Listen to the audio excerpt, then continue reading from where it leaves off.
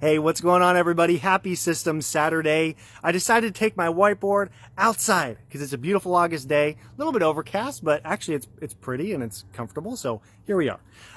Today we're going to talk about something that's a little bit more geeky of a business topic: org charts. Org charts and systems and delegating and training. I'm sure you can probably see a little bit back here what we're going to talk about. It's going to be super cool. I want to kind of explain the reason why I want to talk about this today. When we were at the huge convention last week, and we were at Conquer Live, talked to so many business owners that were at that place in their business where they're looking to kind of take that next step. You know, wondering about hiring an office manager or a salesperson or an operations manager, or even their first technician, their first crew leader. These are some big steps. And I remember in my business, those first few hires, they were terrifying. They were a really scary place to be. And it's part of the reason why I started becoming obsessed with training and delegating team members, is because when you bring on a new team member, you have to manufacture a role that you're currently doing right now, and you need to transfer those skills and transfer those responsibilities over to somebody else. And it's hard to kind of find clarity as to what exactly they own, what they manage, and what they're actually executing on. So this is where org charts really can come in and be really beneficial. I want to show you one of these documents. Thank you, plane. I want to show you one of the tools that we had at the huge convention. This is our Basecamp binder. So in the Conquer program, we actually have, I printed out every single document and resource that we have in here. Let me see if I can open this up and just turn to a random business system. Whew. Here's one right here. Employee warning notice. I can't believe I just randomly turned to it. Okay, so this is actually a good thing to talk about.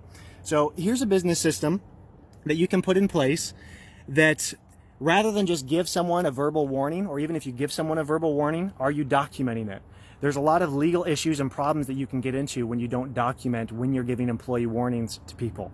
Now, this was a resource that I used when it was just me, but as I hired an operations manager, hold on, this book's getting heavy.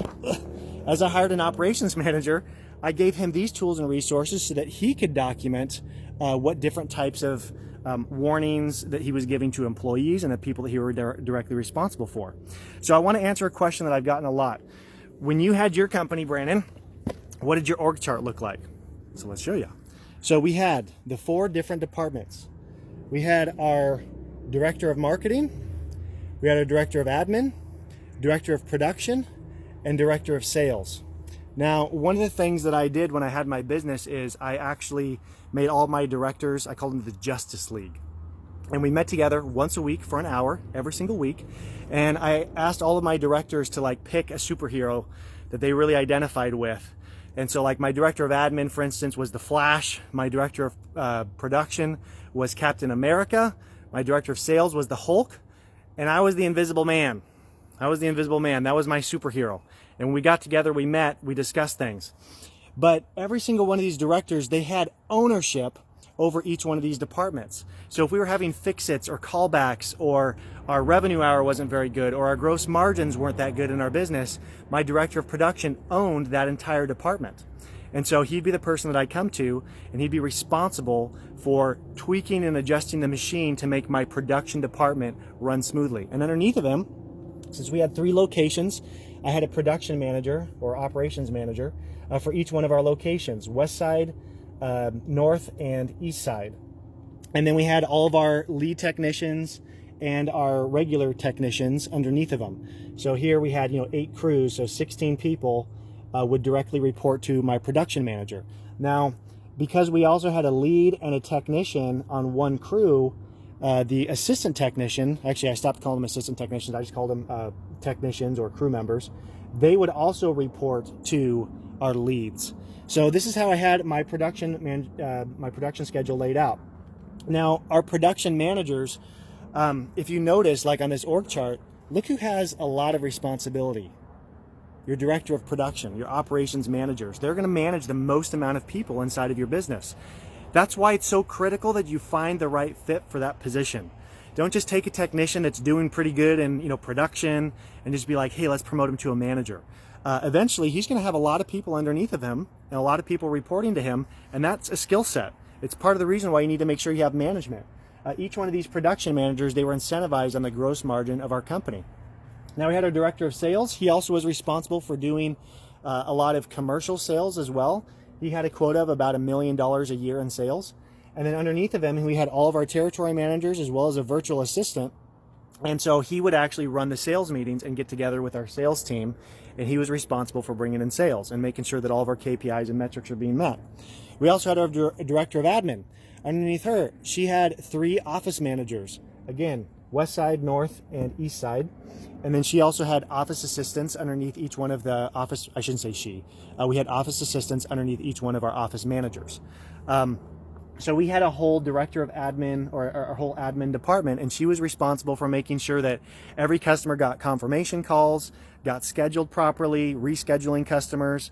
She was also responsible for doing quality control follow-ups and making sure that the people were doing a good job. And my director of admin and my director of production worked very closely together. And my director of marketing actually was a hat that I filled until close, right before I ended up exiting and leaving my company, when we hired a chief marketing officer. And underneath him, we actually had a call center where we would call down or call existing customers. And then we also had virtual assistants as well that were sending off unsolicited proposals. We sent off about $250,000 a week in unsolicited proposals to commercial property managers, and that was mostly the responsibility of our director of marketing. So as you kind of take a look at this org chart, you may look at this and you may say, I'm not even there yet. I'm like trying to figure out what I need to do for the very next part. So what I'm going to do is I'm actually going to flip this around, and I'm going to show you how you can take an org chart right now for your business that just identifies where you're at currently and what's a good new hire. So let me go ahead and just turn this guy around real quick. Okay, so I have this thing turned around, and you see the org chart, but there's a lot more openings here. So what I want to stress to you is, even if you are the only person in your business right now, so I'm going to go ahead and fill out this org chart as if it is just you in the company right now. So first off, up here as CEO, it's you. Director of marketing, who's the person who's going to own this whole department? Well, right now, it's probably you. Are you managing anyone underneath? Are you managing a team? Yeah, it's probably you that's doing all the managing. And then if you're the one that's actually creating the landing pages, running the ads, running your Google ads, running your your Facebook ads, designing your print stuff, it's probably you executing on this as well. And then next we have the admin department. Now, as far as owning, who's actually owning this department? Well, if you don't have an office director or an admin director, it's probably you right now. Maybe you're looking at hiring an office manager. Maybe you can hire someone. Let's say we're going to call you're hiring John. You just hired an office manager. His name is John. And we also have him. He's actually answering the phones. He's executing on the admin department. He's doing the scheduling. So you have John that's now executing on things. Same thing back with the production department. If you don't have a director of admin, or I'm sorry, a director of production, it's probably you doing that. But if you want to hire an operations manager, maybe you just hired someone named Mike, and Mike is actually doing that, and then all the people who are executing them are your techs. So you got your techs that you're executing on stuff, and you can list your techs names. Your sales department, who's taking ownership? If you're the one that's doing all the sales, maybe it's you. Maybe you don't have any sales managers yet. You don't have any territory managers or service consultants yet. And maybe you're actually the one that's going out and doing all the bids. Or maybe it's one of your office teams. If you have someone answering the phones and they're doing the sales, it could be someone else. But maybe that's you as well. So when you take a step back and you look at what your org chart may look like right now, maybe you're overwhelmed. Maybe this is a good, accurate representation of why you feel like you don't have enough hours in the day. You actually have on your org chart 1, 2, 3, 4, 5, 6, 7, 8, 9 positions that you're filling inside of your company on your org chart. Maybe that's why you're stressed out. Maybe that's why you feel like you never have enough time in the day. Is there something that you can do to get your name off of one of these lists? Can you hire a salesperson and get rid of the executing part? Can you hire an office manager if you're still in the office manager and get your name off of the managing the admin department side of things? Now, you can still own a lot of these areas, but that doesn't mean that you're actually doing the work. It means that you are the person who's responsible for making sure that department is successful. So if you have managers underneath of you, you're meeting with them on a regular basis to make sure that they're staying on top of stuff. So put together an org chart. Use this format. So if you notice, it's really just like a 3x4 grid.